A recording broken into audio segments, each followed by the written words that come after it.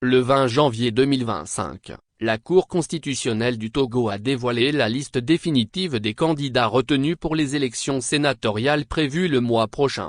Selon le gouvernement, sur les 92 candidatures soumises le 10 janvier par la Commission électorale nationale indépendante, CENI, 89 ont été validés par la juridiction compétente. Parmi ces candidats, 78 proviennent des partis politiques, tandis que 11 sont des indépendants. La prochaine étape pour les candidats retenus consiste à s'acquitter de la caution requise, sous peine d'annulation de leur candidature. Un délai de 48 heures a été accordé pour ce paiement, fixé à 300 000 FCFA pour les hommes et à moitié pour les femmes. Le règlement de cette somme officialisera leur inscription à la compétition électorale. Il convient de noter que plusieurs partis de l'opposition ont choisi de ne pas participer à ces premières élections sénatoriales de l'histoire du Togo. Parmi eux, l'Alliance nationale pour le changement, de Jean-Pierre Fabre, qui avait annoncé sa décision dès le mois de décembre, ainsi que les Forces démocratiques pour la République, FDR, de Paul Dodji Apevon et la Dynamique pour une majorité du peuple,